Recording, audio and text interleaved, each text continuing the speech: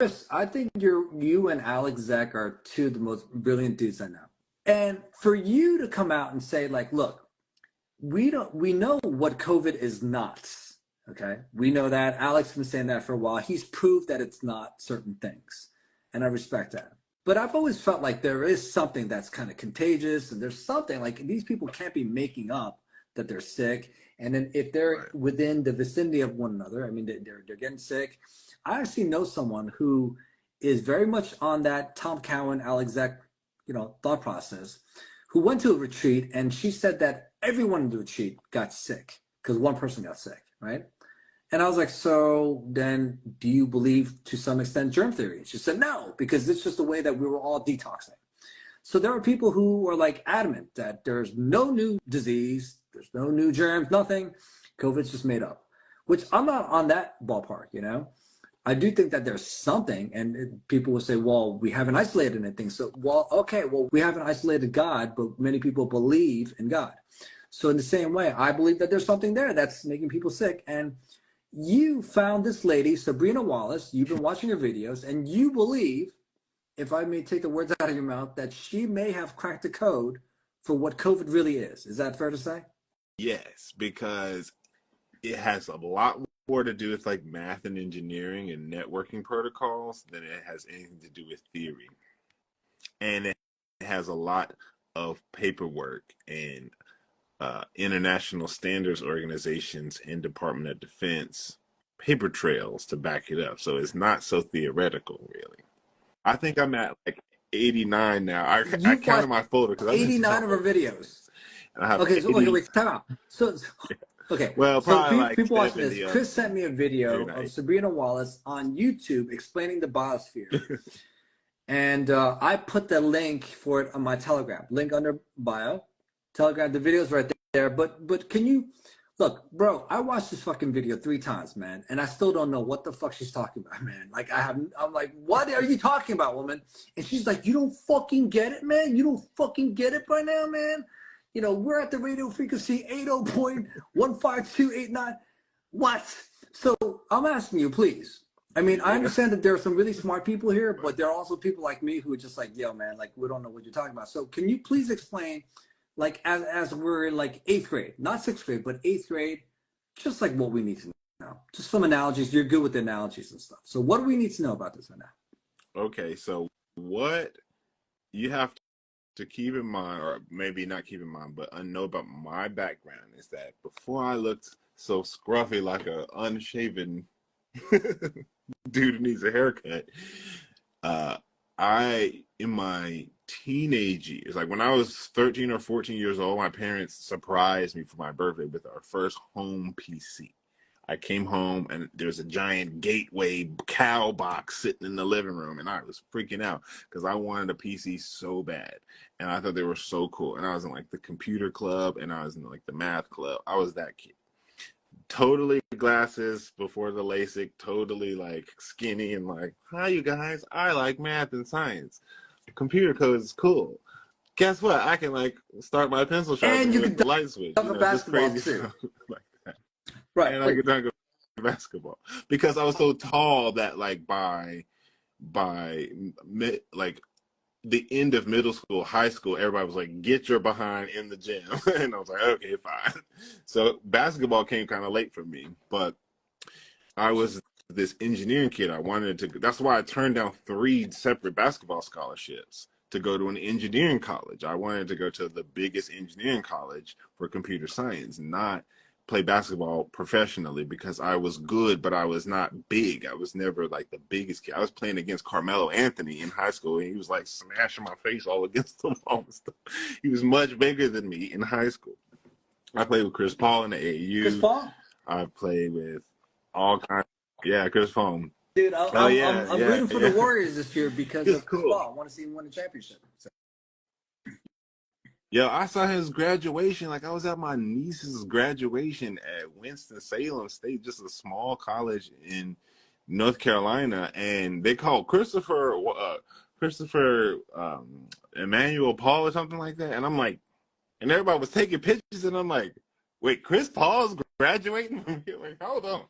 So just like not even a year ago, maybe about a year ago. He did go to Wake Forest. Wake Okay. Forest is having their graduation there, and he finished his courses and got his final degree Okay. Okay. just a couple months ago.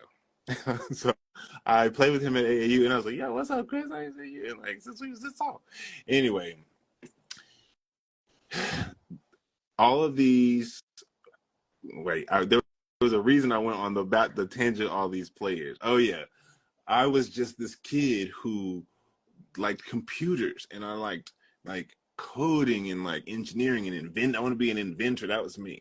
So when I started college, I really wanted to be I thought I wanted to be a computer software or systems engineer. So I was taking classes and courses in C++, in not quite Objective-C and all the later stuff, but JavaScript and HTML and just your basic coding languages, and even like Unix command line coding and stuff like that. So, writing simple software programs, stuff like that. If I really wanted to geek out on, I could write some sort of like Bluetooth script or Zigbee script or some sort of just basic code, nothing super advanced, but enough to know that when I started watching her videos, I was like, okay, this is oddly checking out from Is an what she's engineering saying. standpoint. So for the people who haven't watched this video, is this like basic computer science technology language that she's speaking, or is it more advanced? Yes. No, she is speaking quite advanced, but she's speaking mostly systems networking and networking information systems language. So if you've had any background in engineering, computer science, or net systems networking particularly, it's like basically the ABCs as far as you're concerned, because it's just how that industry works. You know what I'm saying? It's like shipping works this way. The entertainment industry works this way. The medical industry works this way. The industry as it regards to TCP/IP internet protocol just works this way. These types of things handle switches and routers go here, and DNS servers do this, and there's a thing. And so when she's talking, I'm sitting there going, okay, so it makes sense from a math standpoint, but like, how is that even possible?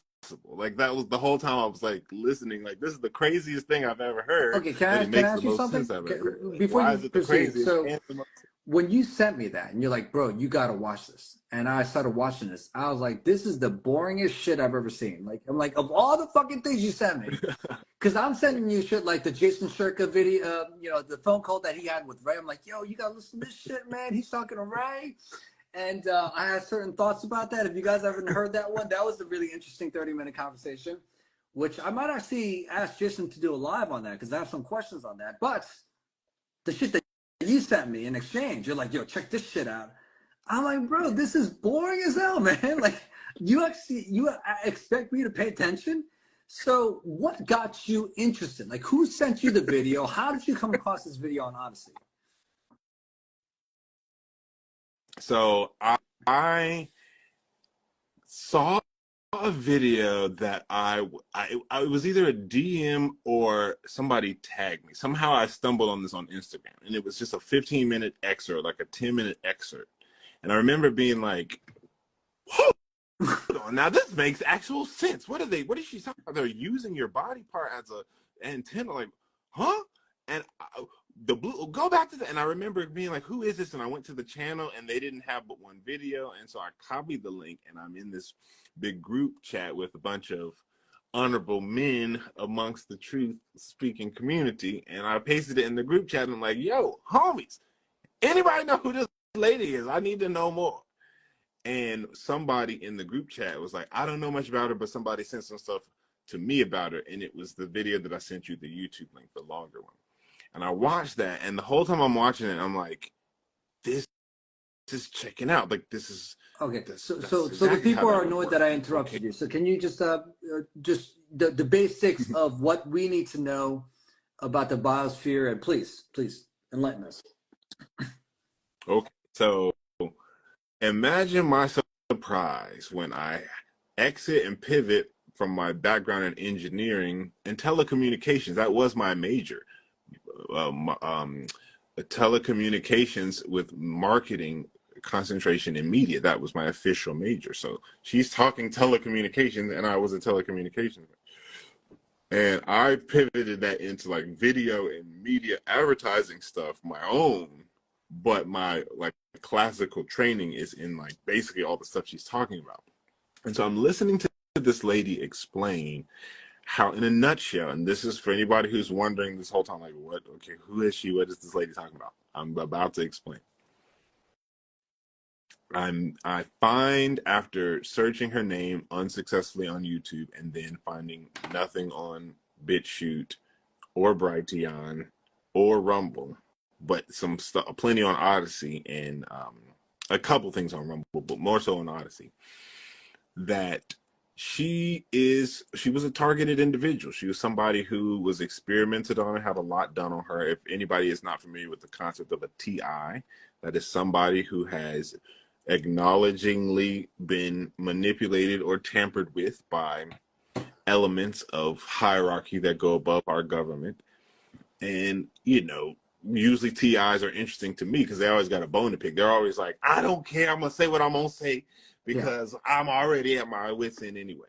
And it's kind of like entertaining. Like half the time they'll be spinning in circles because they're just talking about the fact that government tampering exists, and we're kind of like, yep, you're the 57th person I've heard say that. Like, okay, what else can you tell me? Nothing. Okay, great. But in other cases, they happen to be former networking analysts. French 333 that's the exact channel. So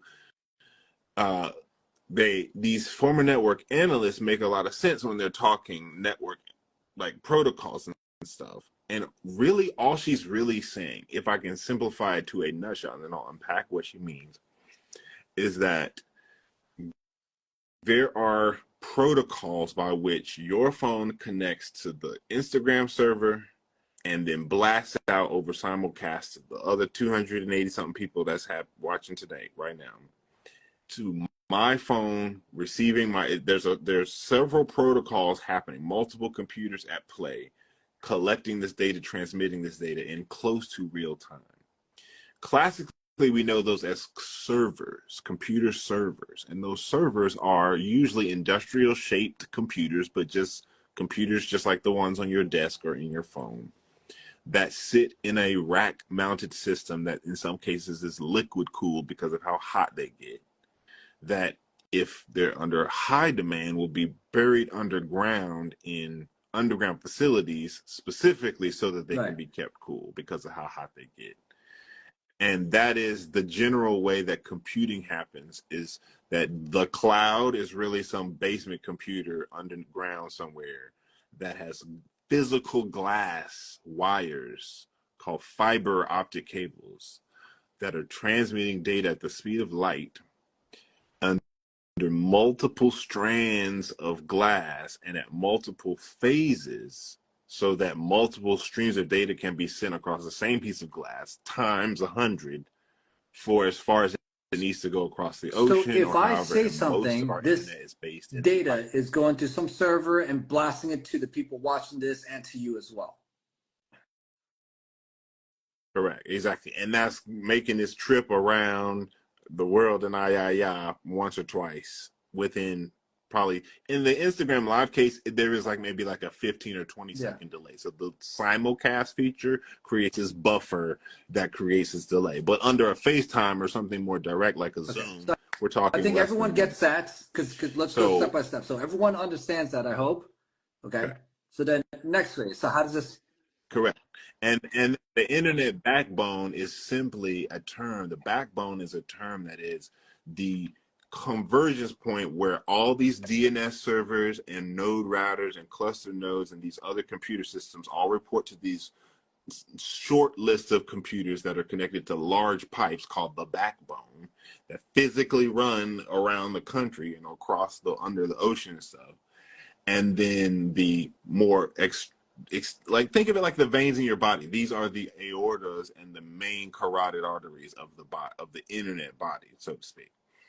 And internet protocol is all about how to interface and send packets from your phone to my phone through this crazy highway and have it be secure and have it be integral, meaning that there's no packet loss. My video don't start Yeah. glitching up or the audio don't cut out. Anytime you see Joe's video glitch up for a second, it's because somewhere in that chain, some other data started removing attention from the packets sent from Joe's phone, and we see that as quality loss.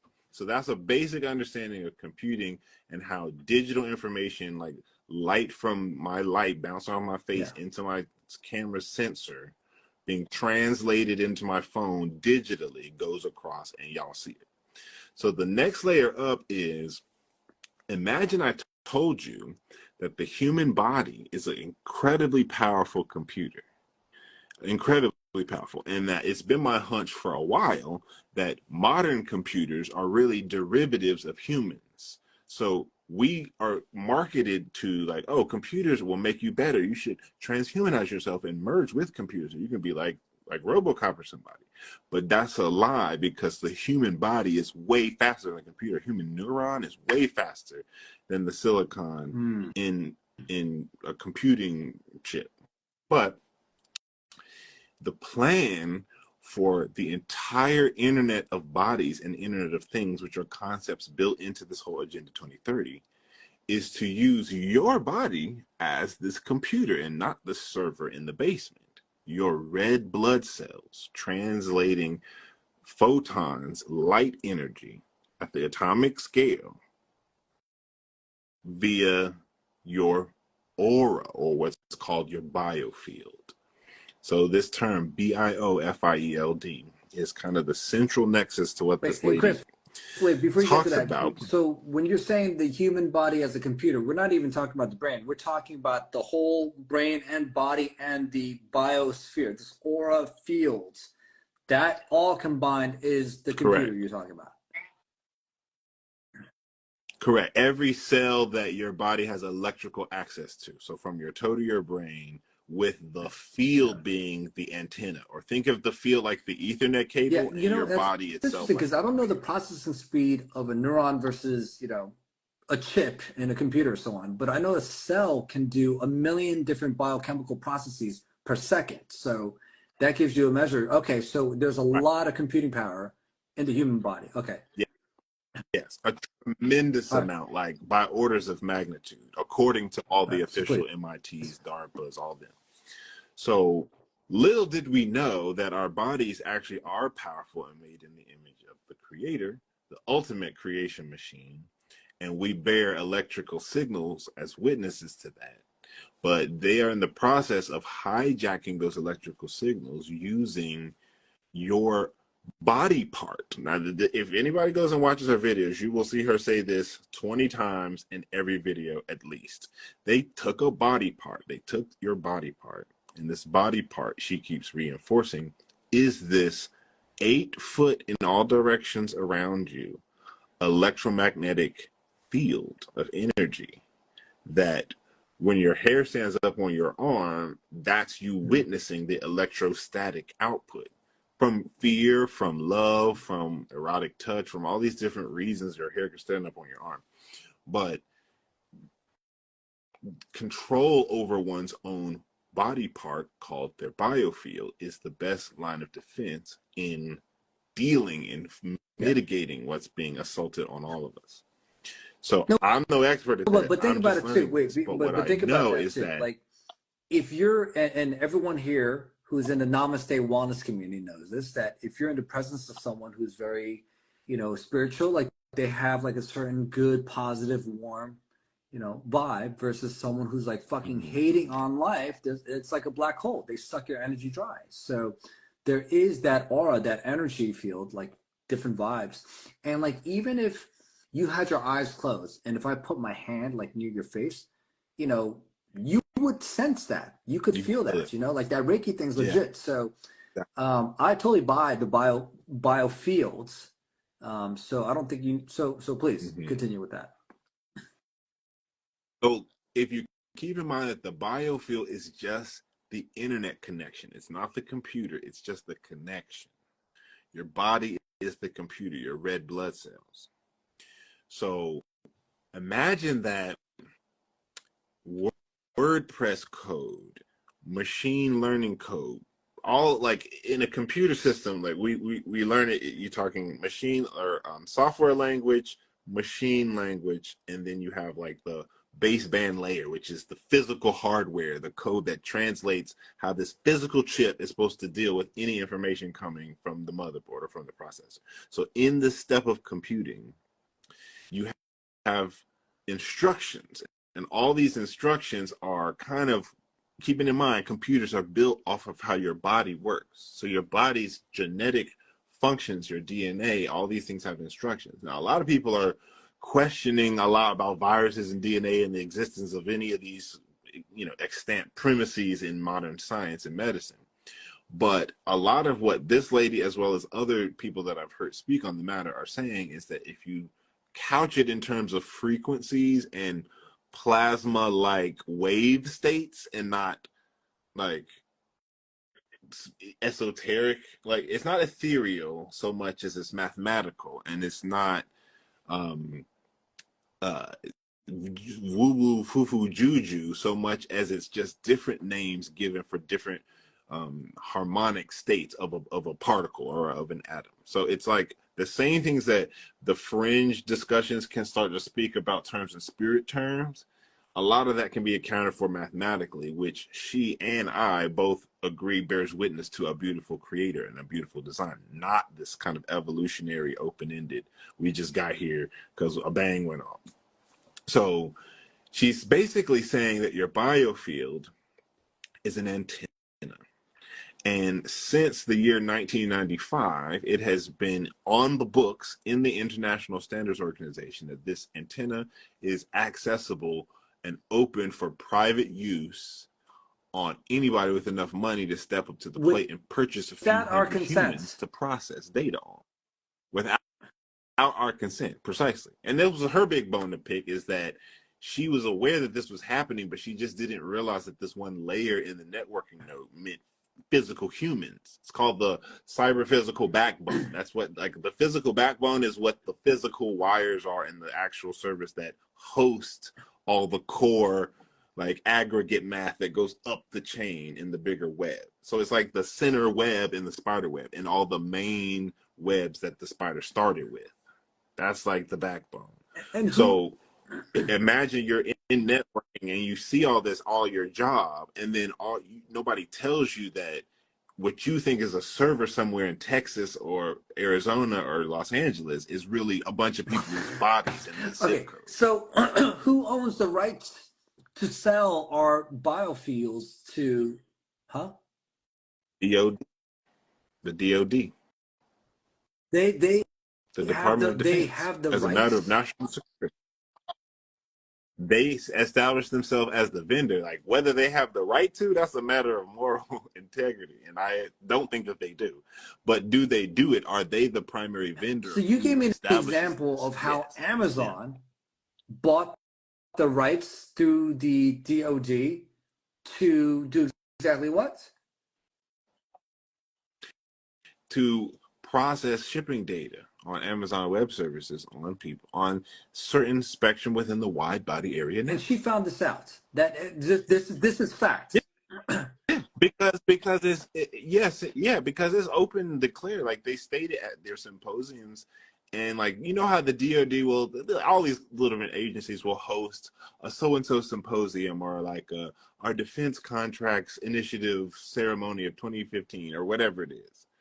She just attended one. And there's videos I've seen when I was searching for her where you see her at the symposium asking a question in the audience, and the guy's answering her question directly. And it's like, yeah, you can find the patents here, and here are our list of contracts. Wait. Okay, so I like the way you're explaining it this way better. For some reason, in front of 270 people, this makes a lot more sense.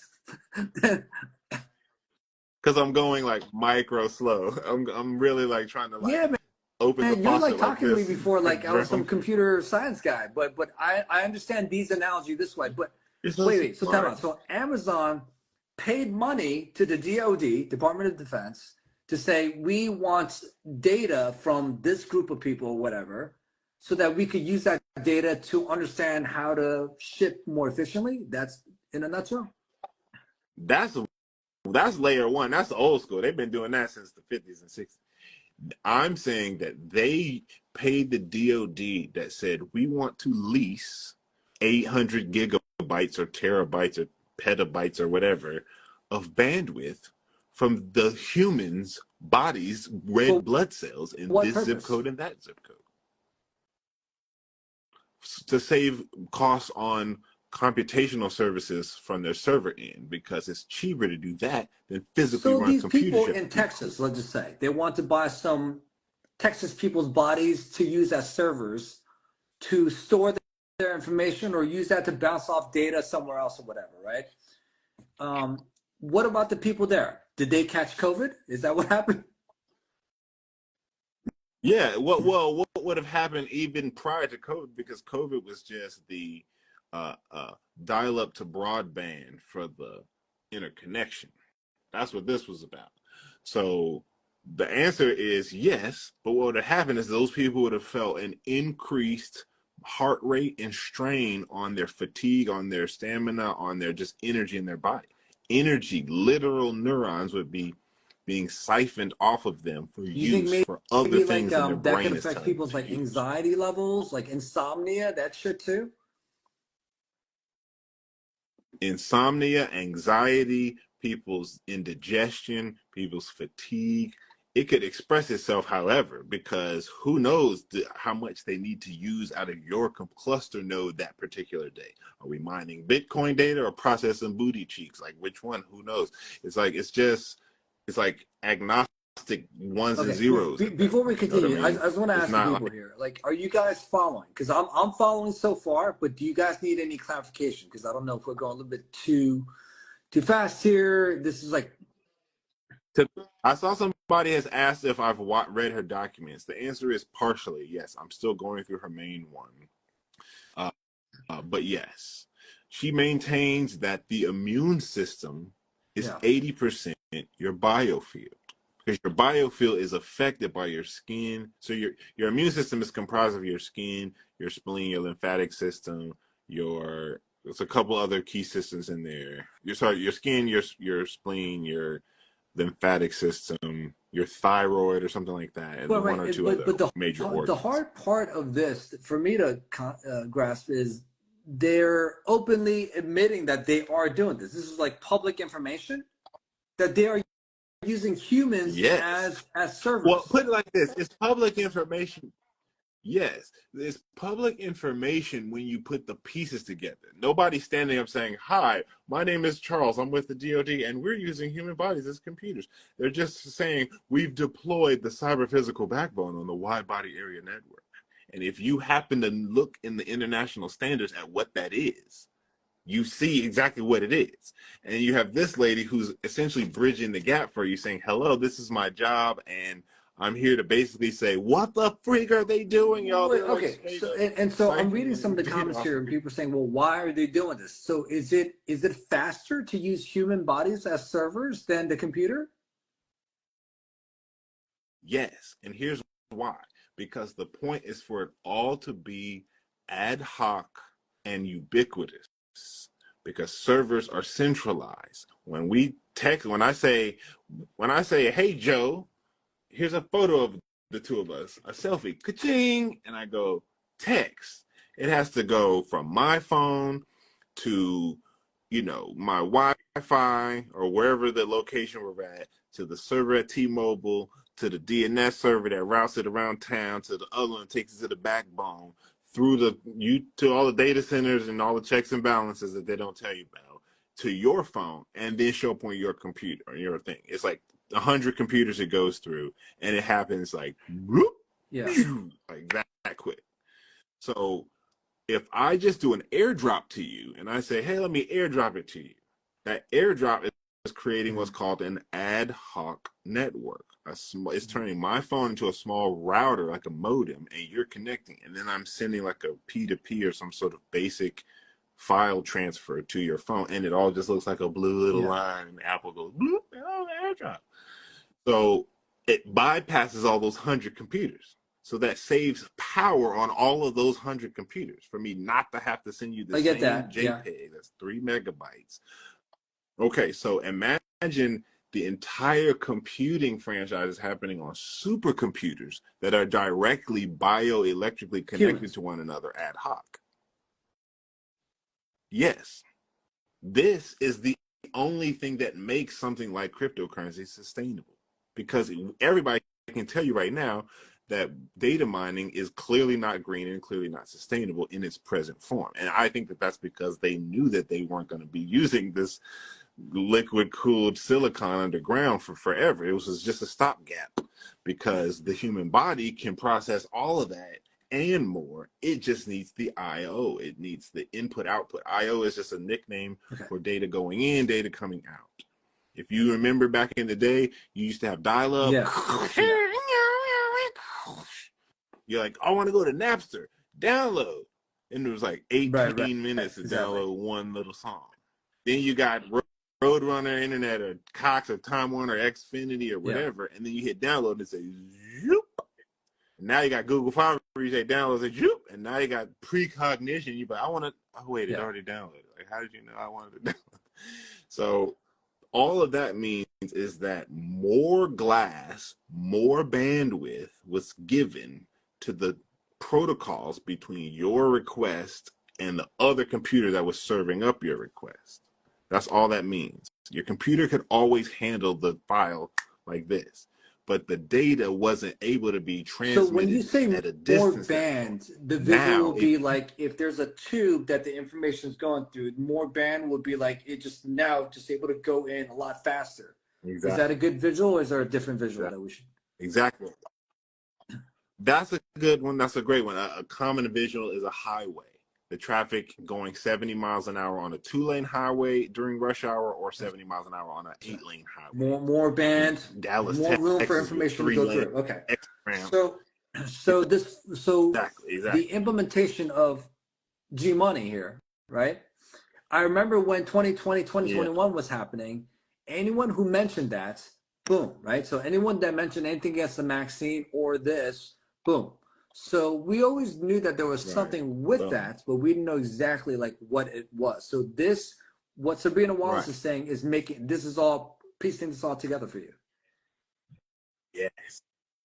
Yes, because it finally is like, so, aha. Can you explain that? Can you explain what now I know what y'all were doing. G Money was all about? What does that do now? That in conjunction with this.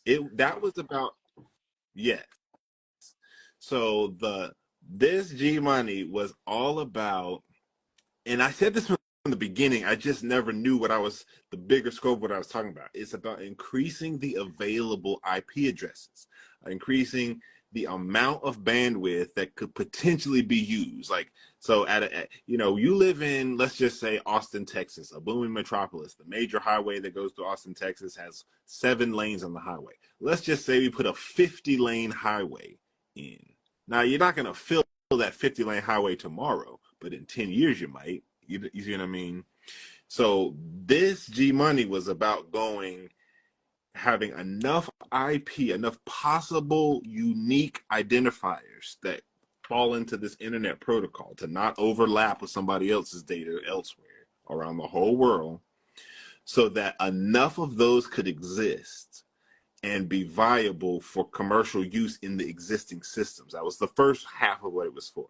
The other half of what it was for was to roll out, according to this lady, an application that triggers a series of symptoms that is later tracked for a feature they're working on in this DoD portfolio of things they offer for their customers, called Precision AI Healthcare. Precision AI Healthcare. It's another thing she talks about a lot, because Precision AI Healthcare is all about AI having nodes inside of you that are partly grown from your own biotissue, so they're like part of you, kind of, that report back home at such a regular basis that as of, I think she said, I think the number is 2018 or 2017, they have been able to guarantee a 40% minimum readout of the cellular state of your body. Meaning, if I'm your insurance company and I'm like, Joe, do I really want to insure Joe? DOD, how much does it cost for you to tell me exactly the cellular state in Joe Yee's body. He's on my roster of people who have a policy with my company. Okay, great. 10,000 versus 10,000. How old is he again? Okay, yeah, it's worth it. Okay, we'll pay. So they pay for the bloop, the scan to be tossed into the AI algorithm, and whenever your number comes up, bloop, bloop, it reads back, and at every interval that they select, the cellular state of how inflamed or not, how hypoxic or not, whatever, every cell in your body is reported back to your insurance provider. And at any point that they say, oh, he's getting a bit diabetic, they have the ability to knock you off their policy or offer you their precision AI healthcare module option that's $1,000 more a month that can fix it wirelessly for you with their precision medicine release. And this is all openly And you documented know as what part of really what they obsessed me are too doing. is my family doctor just a few weeks ago stuck his finger inside my asshole to check for my prostate. Okay, although my PSA levels are fine, he said that Right. it's only 60% sensitive or some shit, and he had to put his finger inside my ass to feel my prostate to just make sure that there wasn't a tumor there or something, right? And like, I'm not losing weight. In fact, I gained weight. My appetite's fine, whatever. But he's like convinced that I gotta have like a prostate exam. And I'm like, dude, you're telling me that the best thing that you got right now, you don't have a fucking scan? Like the best thing you got is your finger inside my asshole. And he said, exactly. So he did that, man. So now I feel fucking violated because you're telling me that they got these like biosphere aura, measuring techniques that could check if I had some shit going on inside my body, right? From a remote location. You know what I think, man? I think he wanted to stick his finger inside my ass because I'm verified on Instagram. I think you did. I think that's why he's in that line of work. All right, but please. So go on. So somebody said, did you like it, though? No, in fact, man, he needed more lube on that motherfucker, man, because I feel like my ass ripped a little bit. And he's like, yo, dude, there's a little blood in your stool sample. I'm like, yeah, because maybe you ripped my ass. Yeah. You're like, no, bro, you're freaking eagle talent. Nasty, man. I hope you never get that, man. But listen, okay, so then you were talking about 5G. Me too. People are like, what is G money? G, okay?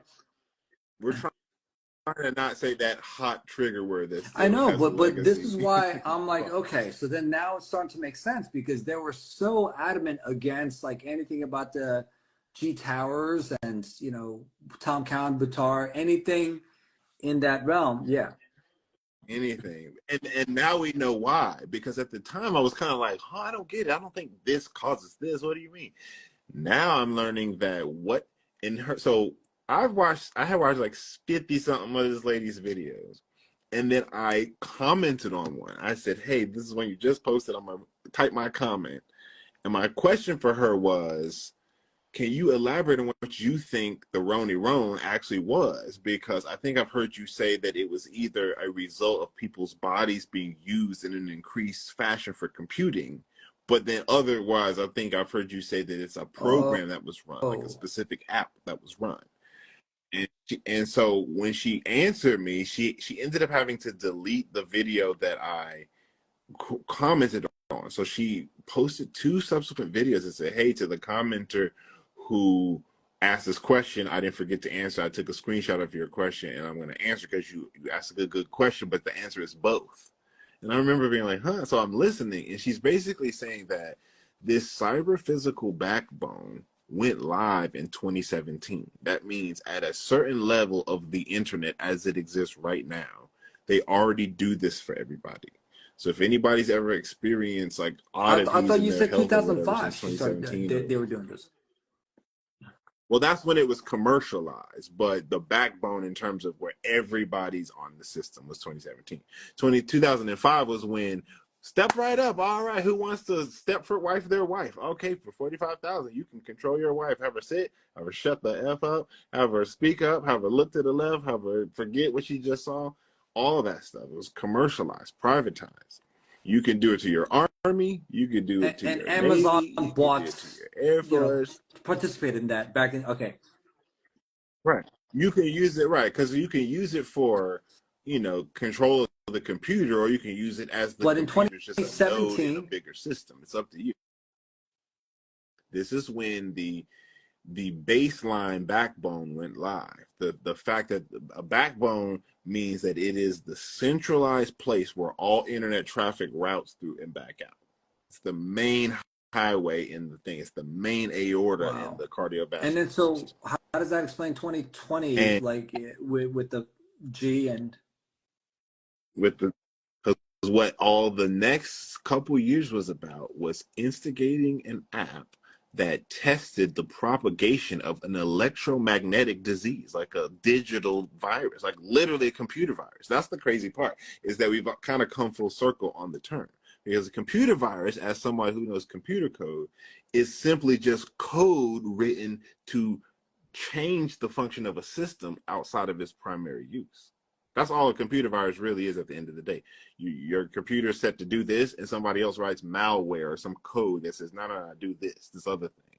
So at the cellular function end of the day, that's what actually, ironically, everybody was dealing with, was this code that was blasted out. So the unique thing, because you remember you kept saying, I'm not in that camp of people who just think that there was nothing new and that it was all yeah, there was something that was getting kind of some a people sick for sure. reclassification. Yeah. Right.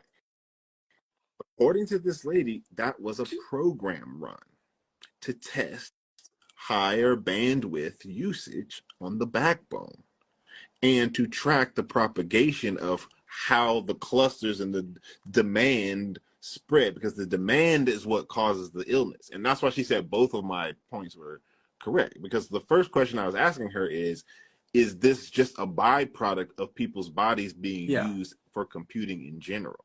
And he said yes, but also because of this Okay, so app that was basically, in a instigated. nutshell, by going from 4G to G, that's in conjunction with them sending some sort of a program just to kind of test out something in our bodies. That was a virus. So two things happened that was making people sick.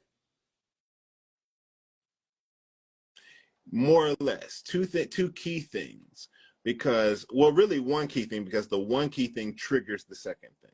The one key thing is that the app was propagated and people bioelectrically adopted it, and a percentage, whatever percentage that was, began the increased network function. You have to keep in mind, this is all based to not kill you, but to run your body like an internet server. So the protocols and the asks, if you will, what the data is asking for is it's asking who's the closest cluster in the node. How many people are around you? 8. How many of them have temperatures below 98 degrees or 99 degrees? Okay, these 4. Okay, great. How many of them have blood pressure here? Okay, these 3. Okay, process data on those 3.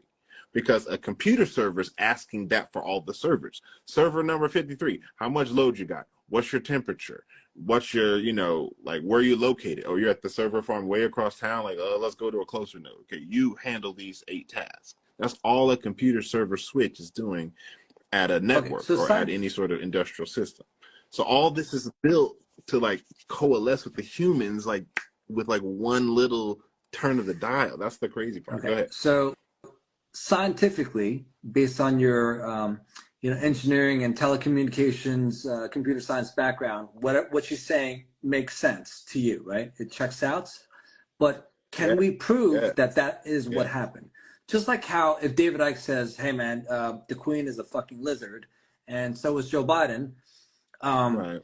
I'm not going to say no to that, but I'm not going to say yes either. I don't know. That's my answer. I don't know. He could be right. Right. But so is it one of those deals? Because this is Right. I mean, scientifically it checks out, but what she's saying, is that speculation on her end, or does she have proof that this is what happened?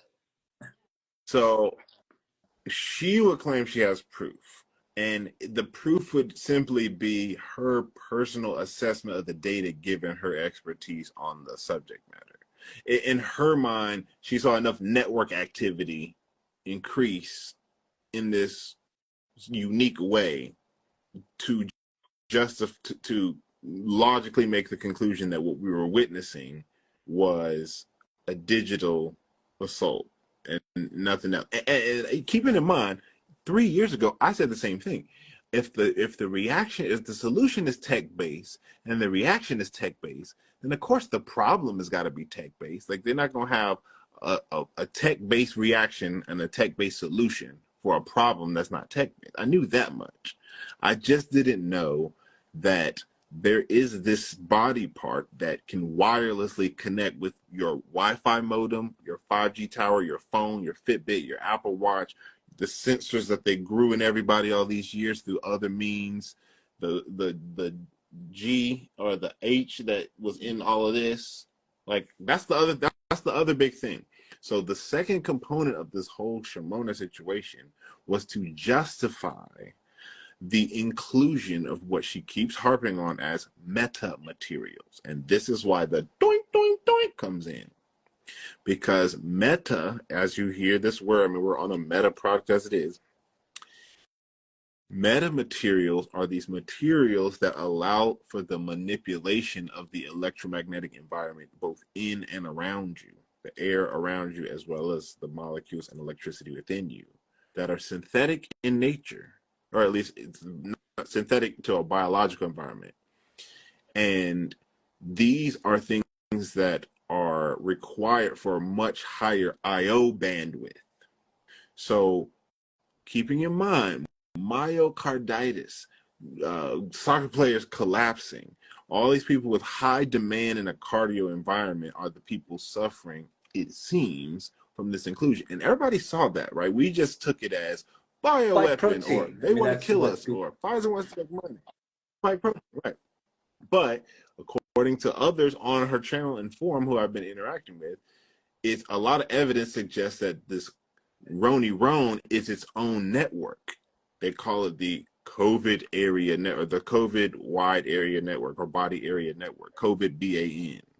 And that this spike is a unique protein that serves as a biomarker in and of itself that creates its own network. So in a way, it was novel because there was the inclusion and the transduction of for someone like me, thing. When you say the spike protein has created its own COVID network, what does that mean? Can you give me a different analogy for that? So a network is just an agreement between several, we'll call them computers for simplicity's sake, an agreement between several computers to communicate only with each other on a particular language. So it's like their own group chats. Yeah. Okay. Exactly. Okay. Great way to put it. Their own group. Correct. So there's multiple vectors. Vectors are just entry points, multiple vectors for how they control what they control. And wearables is one of them. Extremely low frequency waves is another one of them. Microwaves is another one of them. LiDAR is another one of them. Using photonics and plasma-based manipulation to control pressure around you, like in an acupuncture sense, where they literally hit your acupuncture pressure points with remote pressure. That's another. It's like all these different modalities. They don't do it to everybody all the time. It's just what they can pull up on a button press when they want. The people who got the juice, they have like a more powerful antenna now. That's so? Yes. Okay. So then, more or less, yes, an antenna that handles more data in and out, and is causing their bodies to process more data in and out, which we're or other forms of sicknesses, or other forms of sicknesses that often deal with like some inflammatory reaction or something that's like bigger or overworked. So that's why when you have some people who, like, let's just say someone's using my body as a server and there's activity going on, I might get sick, and then my aura is going to be like tainted in some way. And then that frequency, when it rubs off with my son as we're hanging out and playing pickleball, he might get sick from me because of that frequency. Is that kind of like how people are getting sick in the vicinity without the virus actually being isolated? Is that? Exactly. And if the beacon was increased bandwidth from 10% to 50%, then what happens is not a frequency in the general sense, but a network IP call, like a airdrop request, so to speak, is being bounced around from everybody to everybody else saying, come on, come on, come on, come on. Give me what you got. Give me what you got. New data, we need 50% inclusion, not 10%, 50%. Crank the knob. So that 50% is making that many more agreements to create cyber physical networks amongst bodies that we're translating as, I got a fever. You see what I'm saying? I caught a fever. I caught the COVID because I was within the biofield distance 8 feet of somebody. And that just electrically put me in their airdrop territory. And because this hack is being run on all of us, you know, so I saw somebody ask earlier, so if you're healthy, that means they could use you more. Yes and no from what I'm learning. I don't have the answers on all this, but from what I'm learning, yes, in a basic sense, but no in the sense that the ways that you actually fight this or combat this is to enter. She gives several different ways that you can kind of detox and try to help mitigate what's going on. But she speaks a lot about song and praise and worship and thankfulness and gratitude, and just the fact that when you do change your mood into just an immediate state of grace and thankfulness, the fluctuation, like I know it sounds all new age and woo-woo, but the raising your vibration is a thing in the sense that the frequency does oscillate up and down. And the oscillation breaks their lock basically on you for a minute to where they have to re-triangulate you. I'm using That's basic words, interesting but because David Icke will say that they feed off of our lower vibrational energy. So when there's all this fear and all this shit happening in the media, in the news, whatever, fear is the currency of control, and they are feeding off of that lower vibrational energy. Crystal Tini, of course, says we got to keep our vibrations high. Let's stop watching all the shits and let's do more of the namaste, like Lori Ladd's saying too. That's work on your inner peace. So that's the solution, basically raising our vibes. So as a general sense, yes, but keeping in mind that not like the reason they have us focus on fear and how they perpetuate that is because that tends to just keep you in a locked state. They could use you in perfectly high vibe state or locked state. It's just about a matter of being in a consistent state so that the algorithm doesn't have to keep locking on you. Like, you know how when you play video games and you lock on somebody in like a fighter jet game? You don't really play video games, but back in the day, right? You're playing Star Fox on N64 or something, and you lock onto somebody, and you can fire, but after a few seconds they pull some move and they break the lock. Well, now you got to hunt them down again to find lock again. So consistent states are what keep you locked. The second you can kind of move out of fear and out of your daily mull into something that's gracious, that just moves you up, and now your lock is broken. What if so it's like we're all in subtle namaste ways states and we're locked in there? Then can't they lock in at the higher vibrational state? I mean, yes, but that would be like a hilarious like a Tim and Eric Awesome Show sketch to see played out, because it would just never happen in real life. But it's not so much can they, it's that if everybody was ever at that point, they would have no power over us anyway, because it would be bigger fish to fry on all their other fronts, so to speak. So I'm simply learning what technically makes the most sense based on where their investments work. That's the other big thing this is answering for me, Joe. I was always a bit like, okay, so we're in a pandemic, but I see y'all putting these towers up. Like, I was in LA when this first started, right? So I was like, I'm a nerd. I like fast internet. I'm always trying to get the highest bandwidth, but I got this iPhone 6 or whatever at the time, or iPhone 8. It's plenty fast. The 4G LTE is doggone fast. I never had to wait for anything. I hit FaceTime and it starts and it's clear. I hit download and it goes bloop. It's pretty fast. Like, I'm not itching for anything faster than 4G.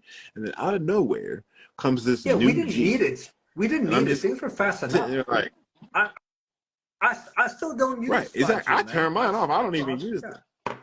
Yeah, me neither.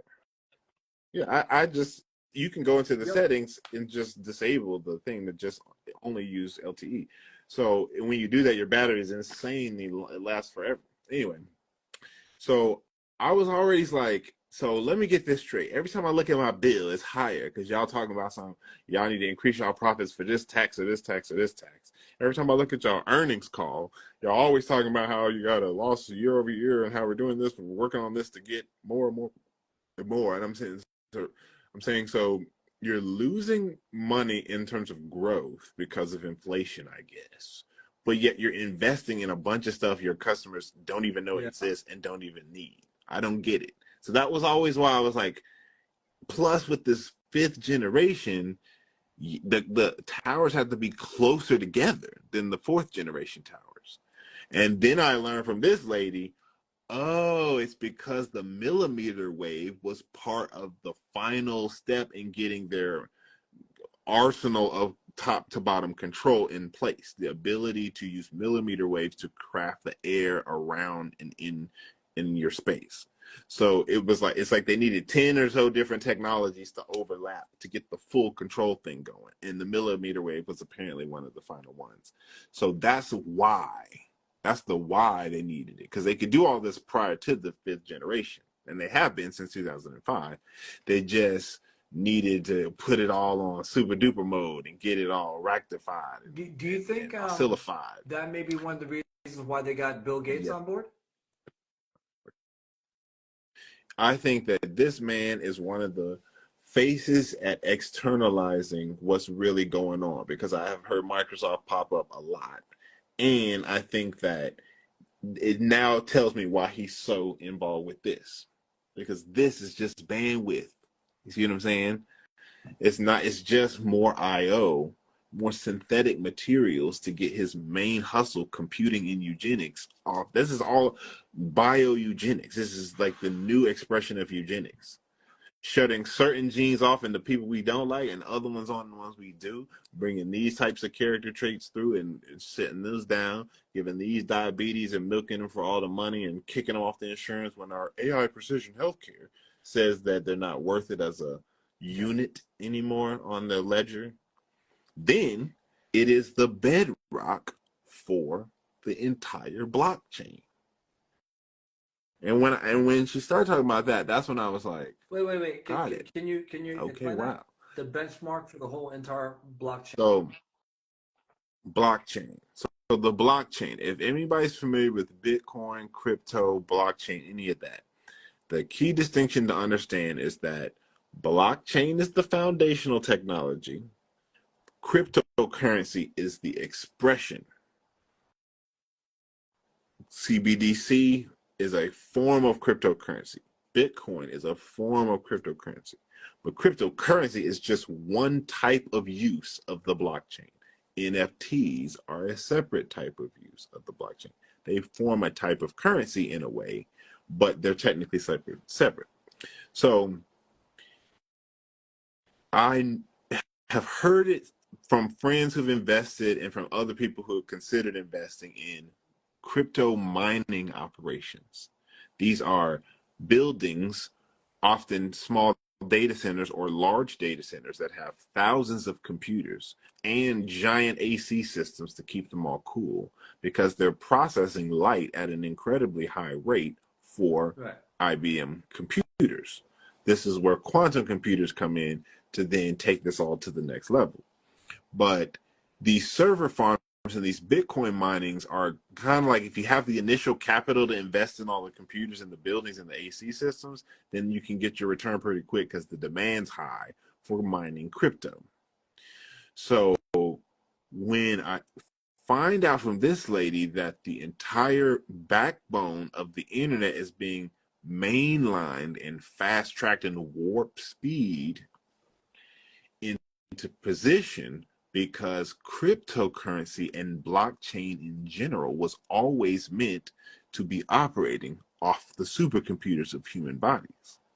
And that this distributed ledger, and I'll explain what that means in a second for those who don't know, the system is so vast and robust and kind of beyond the scope of traditional servers, which is why it's kind of a burden on traditional servers, because it was never designed to be run on traditional servers. It's just they didn't get this part of the party to the bus quick enough, so they had to use traditional servers for this like And 10-year our bodies could intermediate handle gap. and process that, like blockchain technology, Oh yeah. better than whatever servers they have now. It's just too much.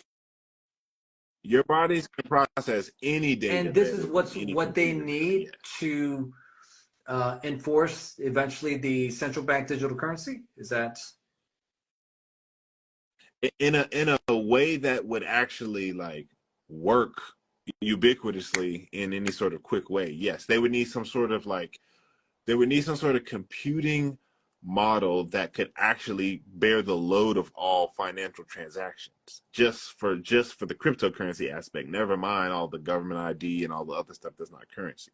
So what they're proposing with blockchain was always so theoretical and like in the future we will and we will and by 2030 we will, because everybody who's in that space knows, well, cool in theory, but like how you gonna mine all this? It's like it's kind of a bitch to just keep up with Bitcoin and Ethereum and Litecoin and the few that exist now. Now y'all want to talk about licenses and IDs and all yeah media and books and like all this other stuff on top of the blockchain. So I always knew, and it's been stated in all the official from MIT to Johns Hopkins and everywhere in between that the DNA and bodies are the quickest. Like I've heard comparisons like your body's like 8 million times or something crazy the speed of a computer, or like the fastest computer processor. And it really is. And this is why I think Apple's technology and all this machine learning is going nomenclature into the human body, the bionic chip, neural networks and machine learning and all this kind of AI. She also talks about how ChatGPT and OpenAI are partially run off of this cyber physical backbone too, which is crazy if that's how fast, that's how so doggone fast. That's the other thing. I'm like, so there's a giant pandemic, and then out of nowhere, two crazy robust AI systems just pop online. Just bloop, ChatGPT. Hey, I know y'all are bored and sitting at home, and we just came through a pandemic, so basically everybody's broke. But here's this crazy, I don't know, ask it whatever you want to, and it'll give you an answer in 3 minutes system for yeah free. You see what I'm saying? It's just like, and OpenAI so too, like, let oh, we me got let me Mid answer Journey. this. So No, like, I know that Sabrina Wallace, the videos link under my bio on my Telegram. You don't have a Telegram, so it's on my Telegram. I Okay, do, but I don't you really don't even post post on on your Instagram either. You're only good for these lives. there. You used to make awesome videos, and you stopped doing that.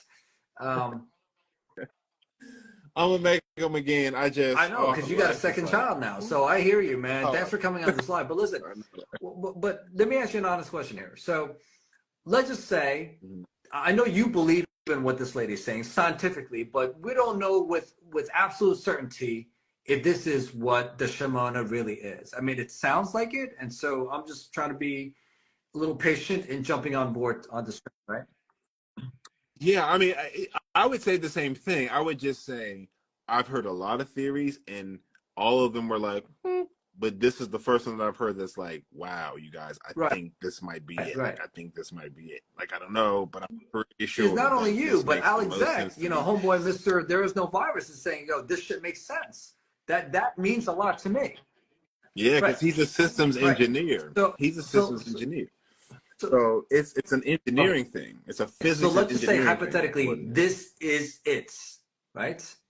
Then Mhm. would you expose this? Okay, because Kind of, if yeah. that That's what is I'm even talking about the now. case, then you would commit suicide along with Sabrina Wallace and me. You know what I'm saying? We shouldn't be alive Social media if they wise, were that perhaps. gung ho over G Money and the Maxine, and if not me, whoever's watching this Instagram, but this guy is exposing this shit to Sabrina Totally Wallace. not Joe. I mean, isn't this kind of dangerous information though? Seriously, man, real talk.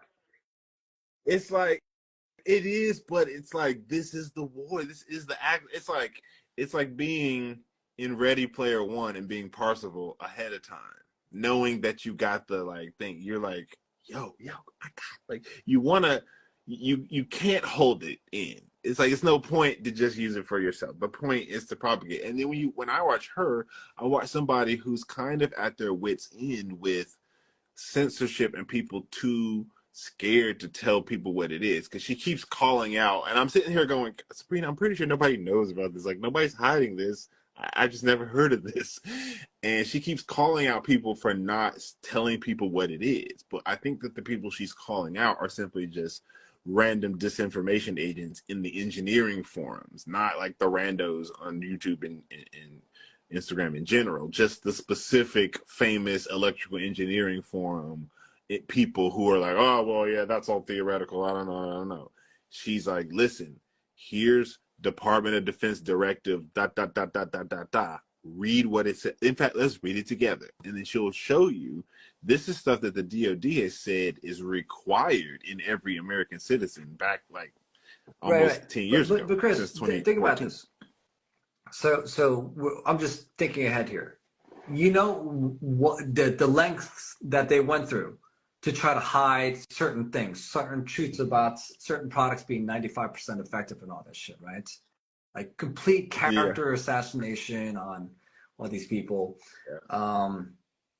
You don't think that if this gets out and if this is really what it is, that they will try to stop this information from going out at all costs? I'm not trying to pull Jason Shirka here, but I'm just saying, like, this is, if this truth is that dangerous, you know, you don't think that they're going to come after people like Sabrina Well, Wallace it's and you, and you know? dangerous. Well, they already come after her as it is, but the reason they come after her is because she is the systems network engineer that helped establish that for the whole state of Wisconsin. So her resume speaks to her validity on it. I'm just kind of an armchair enthusiast who understands the category of discussion she's talking about. So number one, I'm not as threatening. However, I do arguably a better job at illustrating it and simplifying it because I'm kind of just putting it through the blender of my own brain as I really churn through this type of thing. So I'm just at the point where I'm like, I want to help people, you know? So I've thought about like, how do I present this in the best possible way where I can protect myself? And I'm just going to say, listen, it's on the internet, so I ain't like break no top secret clearance and levels, nothing to get it. So it's kind of like, I think that they kind of are in a position where they have control over people to the degree that if people know, it's like whatever, welcome to now you're in the game. All right, fine, play ball. Kind of, I think that they kind of treat it like that, and the only people they really bother silencing are people who have not in like a fact check sense, but just in like a threatening sense. People who have clearance levels to expose stuff that they don't want to expose, not just Okay, randos. okay. So would that mean that like how you made a series of videos, highly edited, God knows how much time you spent on those videos on like the Mm-hmm. masks that you did. Like you had a series on that. Would you consider maybe making a series on something like this? I would, and I've thought about that. I would obviously love to work with her on doing that, but I just am sitting here going, how do I help? Like, how do I illustrate this in a way that's both accurate and that provides some solutions? Because I've seen people ask that. And she does provide solutions. She talks about, heavy metal detoxing being a great way to get a lot of the sensors out of you and just the stuff that makes the whole system work. But it's kind of like I feel like it's for me. I always tell people I'm not a doctor or a psychiatrist or a consultant, but what I can help you do is understand how a thing works, so that hopefully you can take that Yeah. knowledge and make the right decisions about that thing moving forward. That's all. That's the best I can really offer, is to say, let me show you just how it works, and then I can be happy to tell you what I think about a thing or tell you, how I handle a thing, but I don't really know how to tell you what to do Yeah. because I don't know your situation and I don't know all your Hey, circumstances. but I wanted you So, to know I found Sabrina Wallace's email. I emailed her today, and let me read you what I wrote. mhm. Hopefully, she'll get back Okay, to me. okay. Um, I so usually, if you want to grab someone's attention on a psychological level, it's good to drop some names that you may personally be friends with that person. Like a mutual friend. So if I want to connect with you, Right. and you have no idea who I am, if I'm like, yo, dude, Chris, I watched your video. I was introduced to you through our mutual friend Alex Zach. Then it's a lot Mhm. more likely that you will return my message or whatever because we have Alex as a friend. So, Yeah, hello, exactly. Sabrina. My name is Doctor Joseph Yee, and I'm a psychiatrist who has been exposing the COVID scam over the past several years. I was wondering if we can schedule an interview to discuss more in depth with your recent findings with the biofield and how this correlates with their agenda. My Instagram is this. I've done interviews with David Icke, Maria Z, Tom Cowan, Robert Malone, David Avocado Wolf, Christian Northrup. I figured she might know one of these, at least one.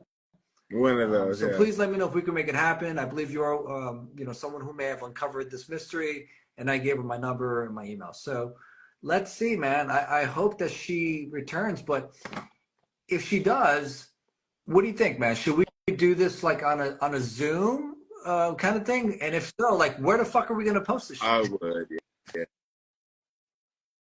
I would post it on your Telegram. Like I would do it on the Zoom because she has a whole Telegram channel of her whole followers and all these people that help kind of do the math and like weigh in on her research on Telegram. Wait. Patricia Mom is saying she knows Amanda Vollmer. Dude, I can hit up Amanda. Oh shit. Yeah. Oh, she knows Amanda. Oh, there you go. Yeah, hit up Amanda because Amanda would. Yo, that's how we're gonna do. That's how we're gonna find her. Do Amanda Vollmer, man. Wait. So okay. So then let me ask you this: if she's willing to come on an Instagram Live versus do a Zoom interview, what would you prefer? I would say I want to moderate this thing. My role is to moderate. I'd like to ask some questions, maybe to represent the people who don't fully get the tech language, but you could geek out with her.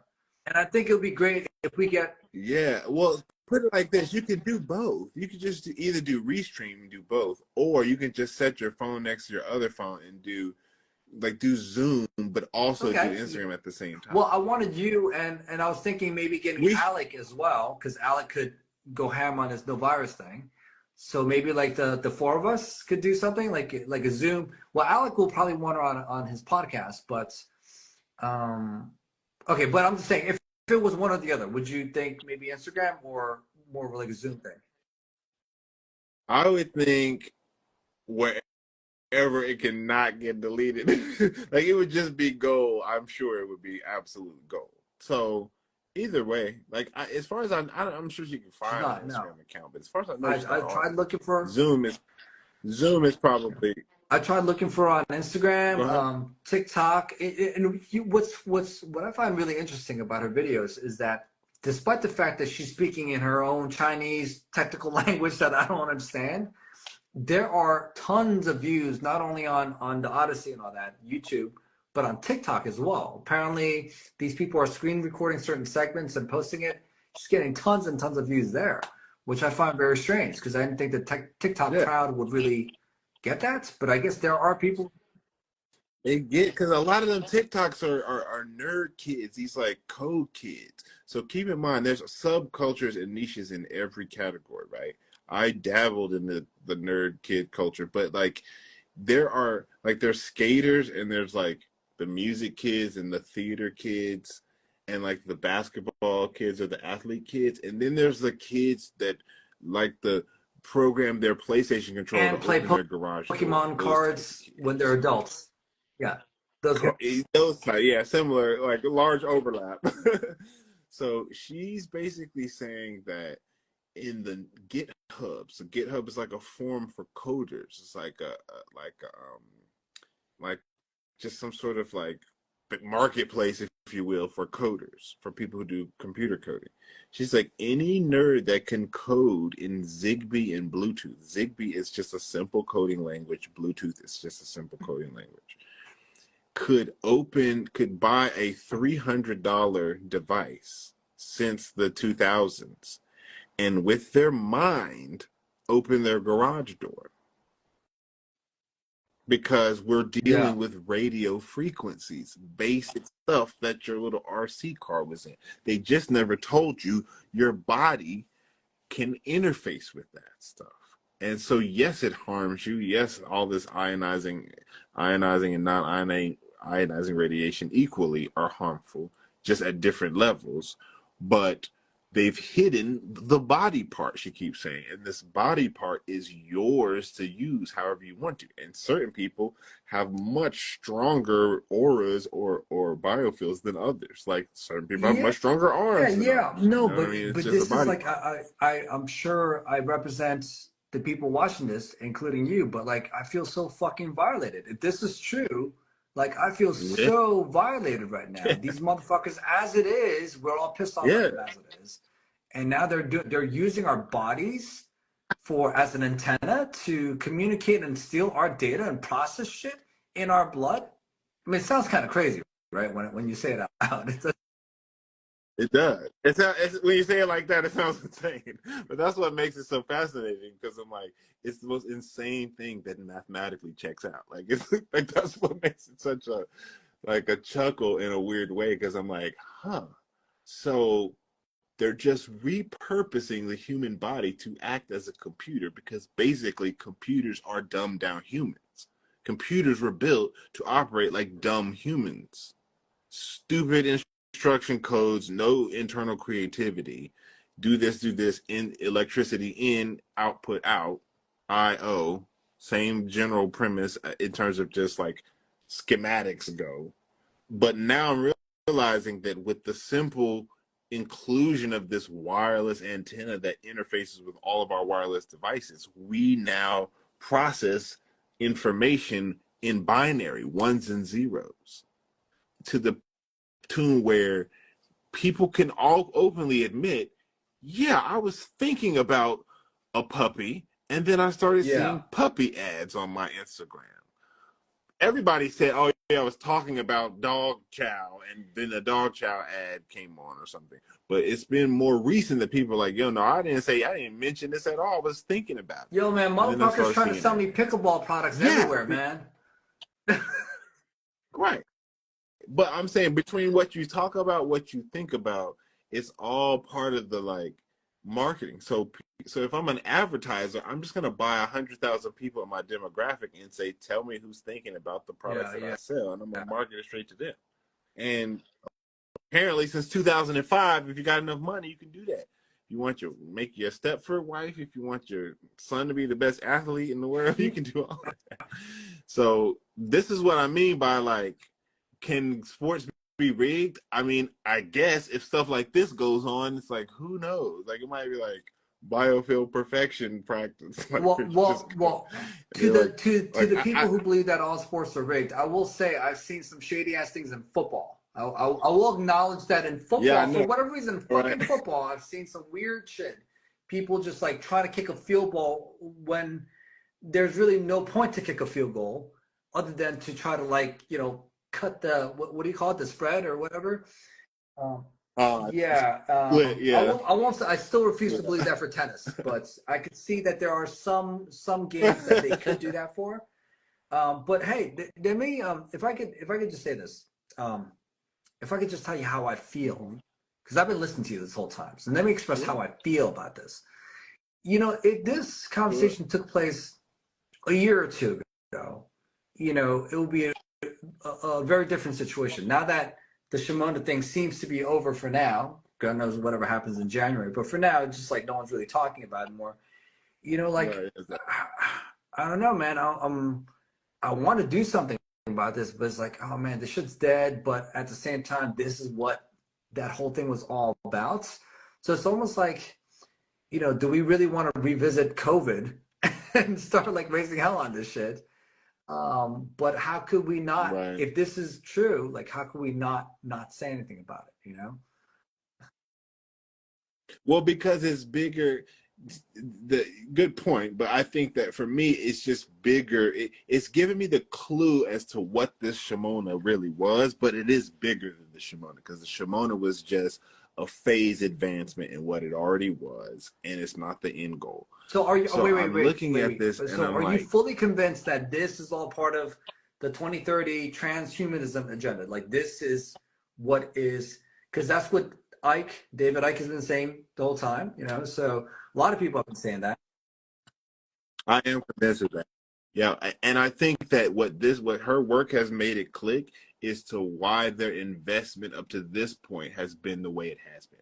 That's really that's got me locked into why I think she makes the most sense. Is because I'm standing there as a telecommunications major and I'm saying, I see so much forward trajectory with deployment of certain communication systems, but with little return on that. Like, you can't be justifying spending billions of dollars on fifth generation technology when everybody's complaining about the bill for their fourth generation technology and you're losing money as a company, and Sprint was bought by T-Mobile. You know, it's like everything's crumbling on the business side, but yet the investments are just going up.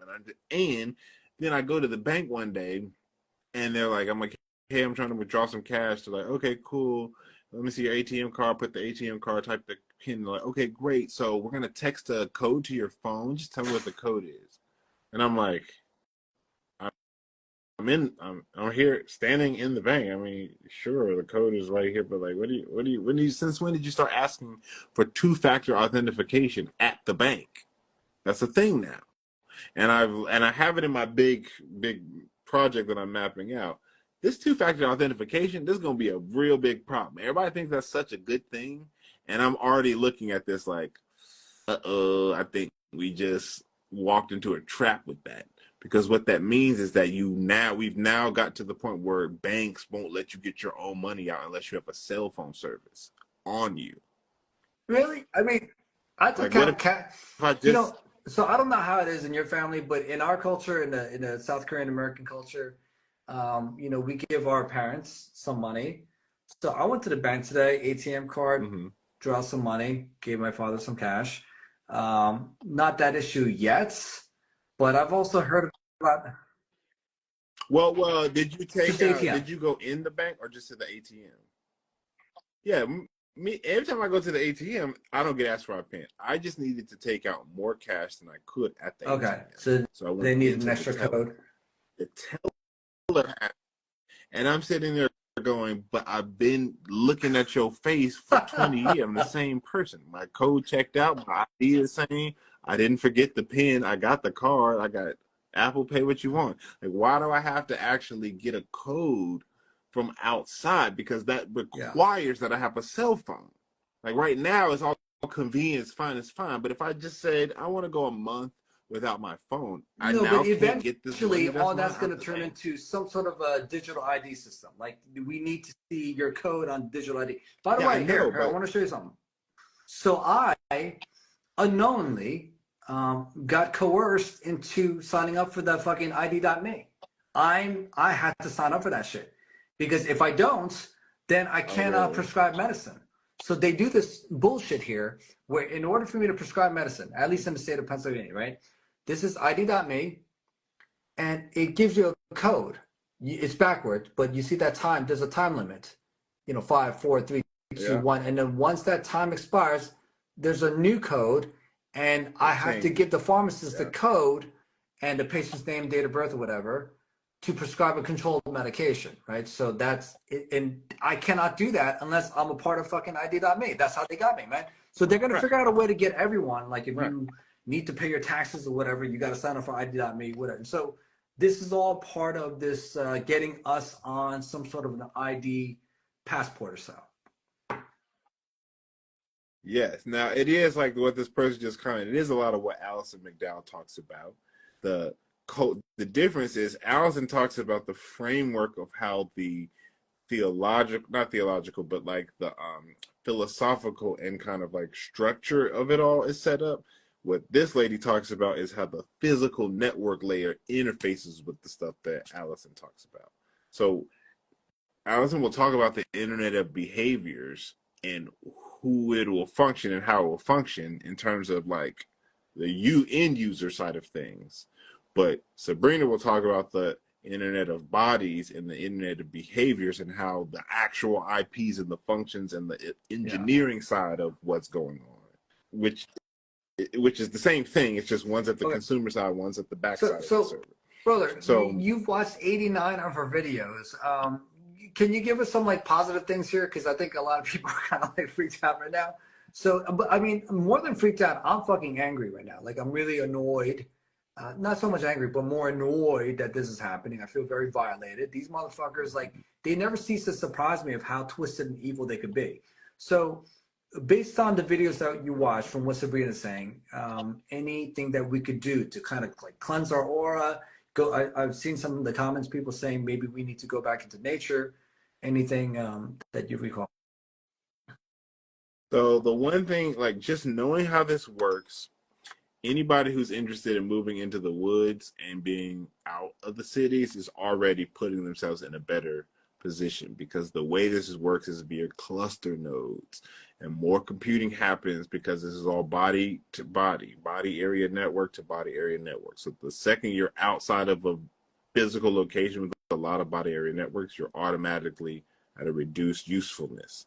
Separately, foods and certain detoxes can be consumed, things like zeolites, shilajit, things like that, to help absorb a lot of these minerals, and sorry, not minerals, but heavy metals that contribute to the creation of these biosensors and all these relay nodes that talk to their system, that are foreign to your body, are metal based.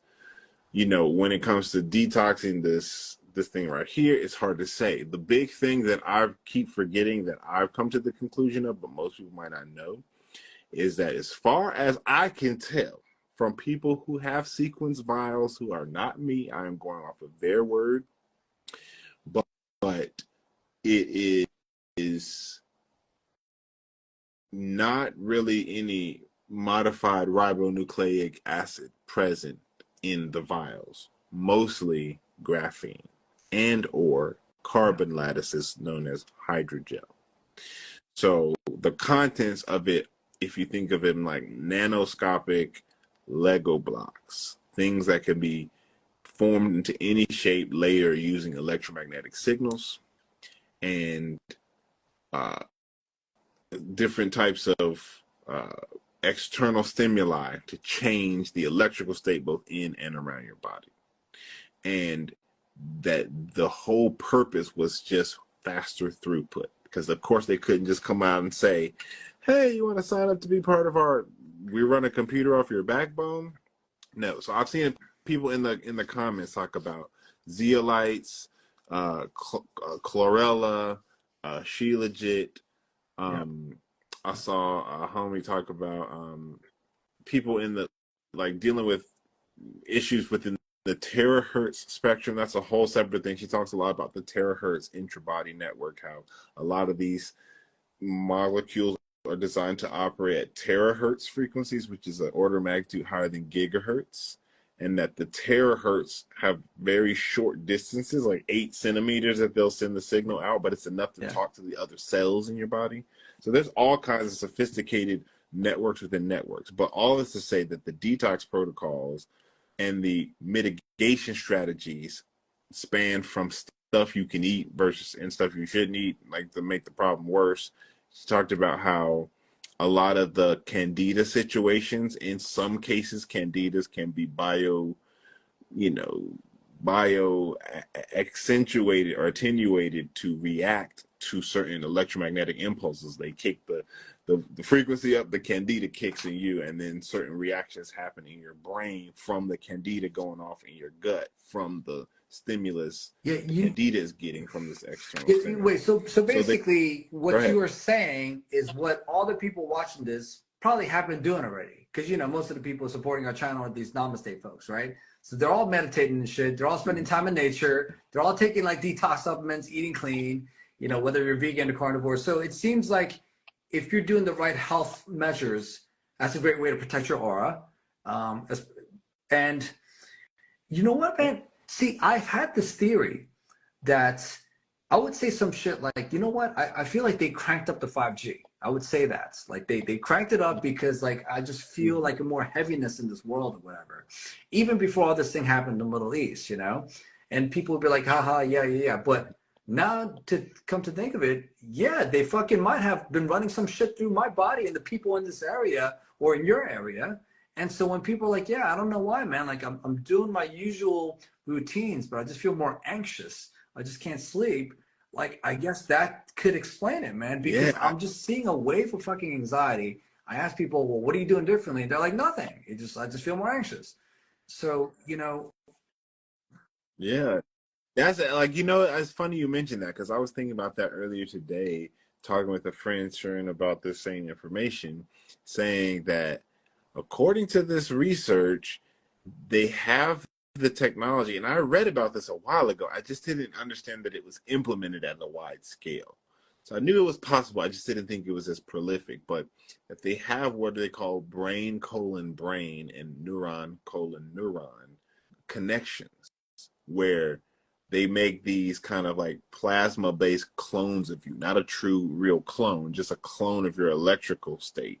And then they affect that in a computer system or in a modified environment or in like a modeled environment. And then they model that and then train that back to you. So you experience these existences or emotions from existences that aren't present to your normal time. And it's not like you're living in some alternate timeline or some metaverse, multiverse. Is that they got an AI running on you at the doggone data center because you're in a program called your state is about to get experimented on next. And so, yeah, people's experiences are being shared bioelectrically. And so I do believe that the collective consensus feels anguish and they feel extrapolate or exacerbation and they feel stress and then we absorb it. Not only is that like a standard byproduct of how I think the human condition works in general, but I think it's being Yeah. augmented synthetically to the point where, yeah, they Bro, crank the knob and we're all like, do, ugh, do, you- do, you- why do you am I remember that so, dude, ugh. Ari Malloy? Yeah, he came Ari on like Malloy? on our not as a featured guest when me, you, and Crystal, but like he came on just for like a little bit just to say what's up. But he's like that young dude. He's only like 19, 20 years old. He's pretty deep. He's really into breath work. White boy. Anyhow, this dude, Yeah, I kind of remember him, yeah. What you mean, no, Rozzy no, not Razi. Sunchild? Ari Okay, Malloy. He's only like 19, 20 years old. He's in Costa Rica now, or I think in Peru. He's like really into breath okay. work. He's teaching people about meditation and namaste and all this shit, right? And so he recently went on Hmm. this like ayahuasca journey in Peru, and he came back home to visit his family to tell them that he's made the decision to like live in Costa Rica or Peru. I forget, one of those places, right? And he said that when he went back home to visit his family, he felt anxiety. He felt a lot of anxiety coming back to the States. And he's like, bro, like just the energy is very different here versus in Costa Rica. And this all makes sense now, too. Assuming this is legit, what you're saying with Sabrina. Yeah, yeah. No, I think it is. Yeah, I think that we're all kind of compartmentalized. We all kind of talk at one another. Say, "Oh, how you doing? Oh, I'm good, man." Even if you're feeling like crap, you're like, "Oh no, I'm good. I'm good."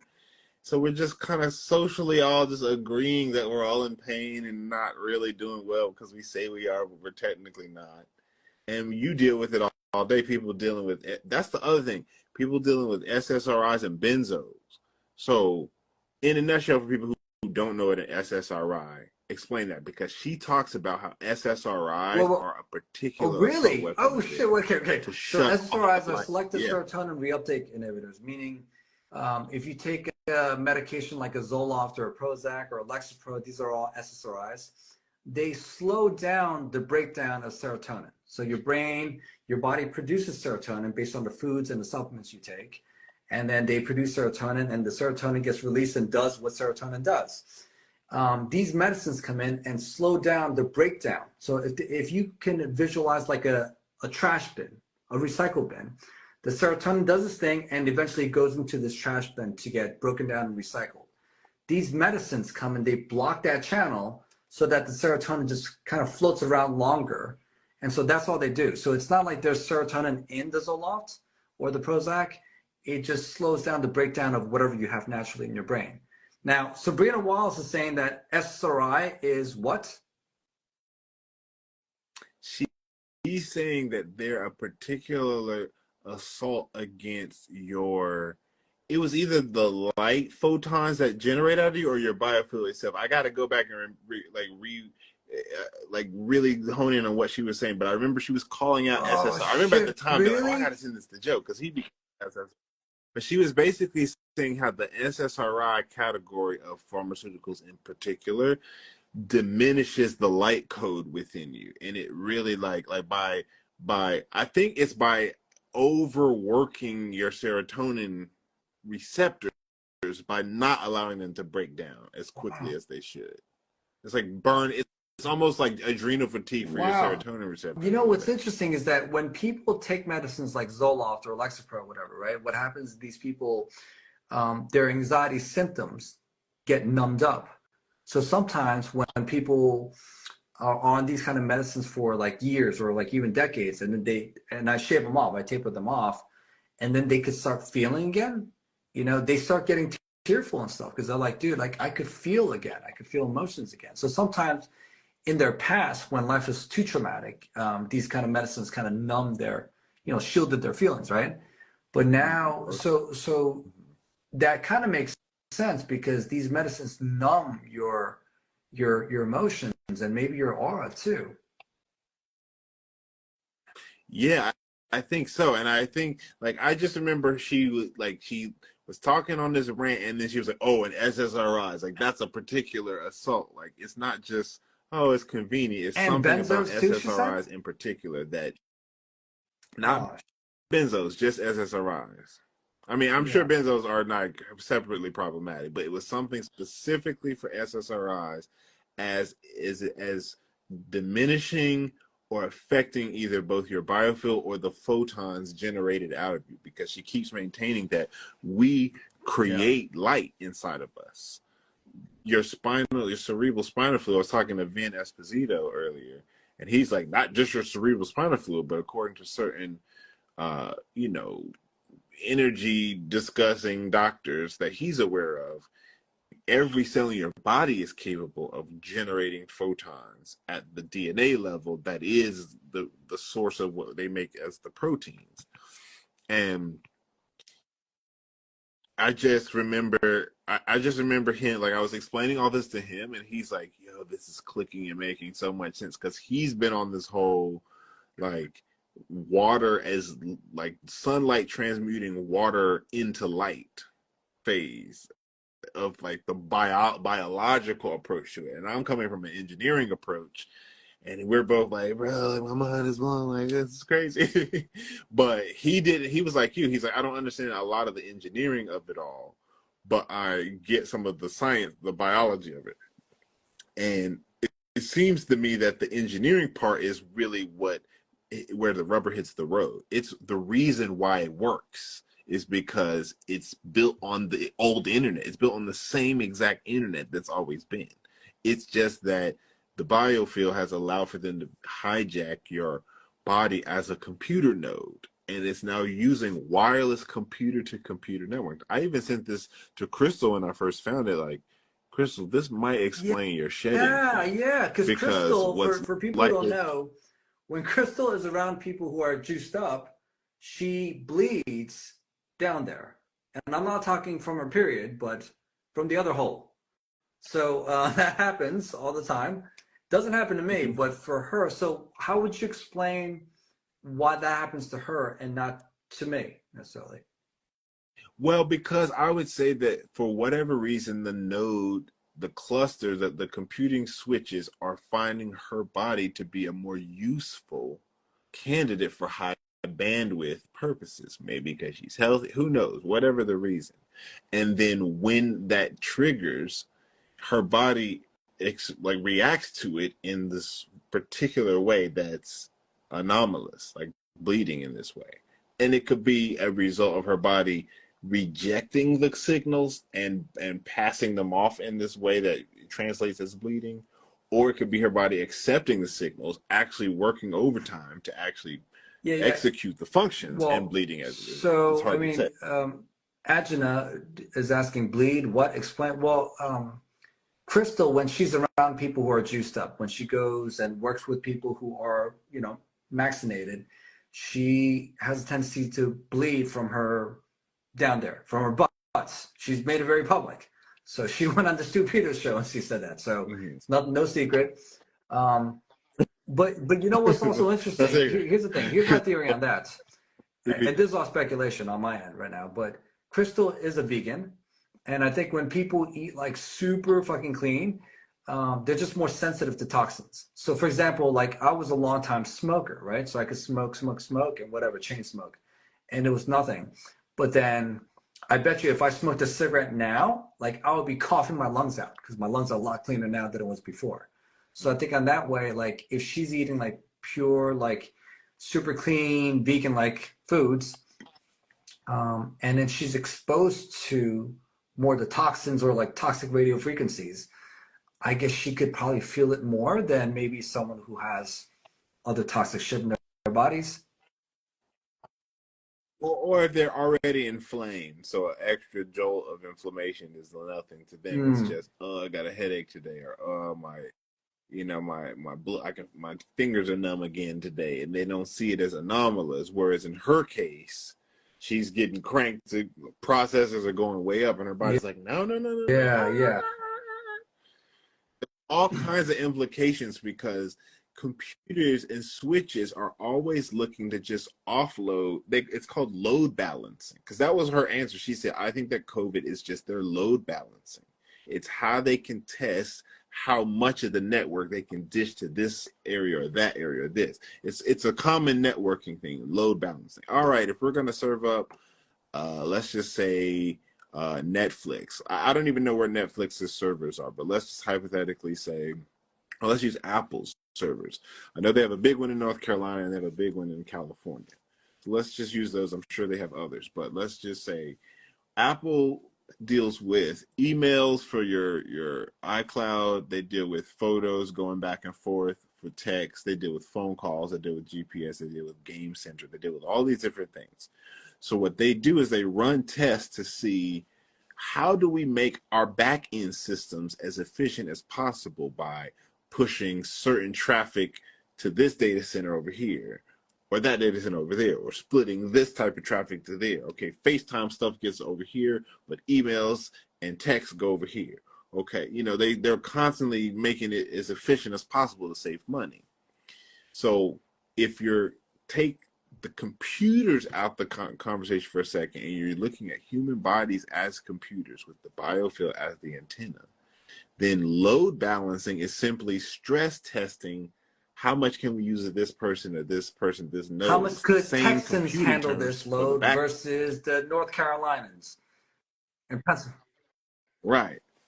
Exactly. And it might be even like how much can people with a social security number that starts with an odd number handle it versus even like how they delineate this Yeah. could be anybody's guess, right?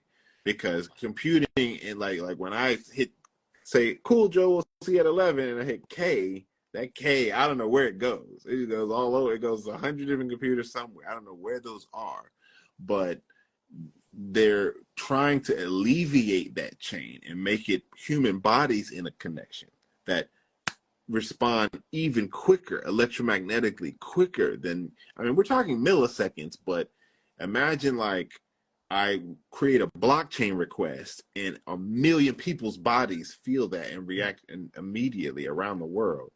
And that's my blockchain ledger request because that one data mining set distributed across a million bodies is very low processing compared to the same Right. thing being processed on one server at a Now, Linda warehouse here is somewhere. asking the next thing that I was going to ask you about, but how does this fit into the depopulation agenda? So I wasn't ever fully convinced that this was a depop agenda.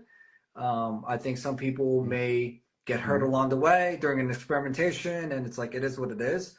I never really felt like that was their primary motive to get rid of people, although I do think that the population increasing at an exponential rate is somewhat concerning to me too, not just the NWO, because it took from the beginning of time till 1800 sometime to reach 1 billion. And then from 1800 to a few hundred years later, now we're at like 8 billion, 7 billion more. So I do think that the population thing is a little bit of a concern, but I never believed that this was a true depopulation agenda. So how does this fit into that? Yeah. So I think that this is a eugenics thing. Keep in mind, depopulation willy-nilly is like stupid. Nobody wants to do that. Eugenics, there's money in eugenics. if you're not familiar with what that term means, it's a very widely accepted science from Socrates and Plato's era, basically up until the early 1900s. But it is the art of controlling the outcome of a species, eugenics.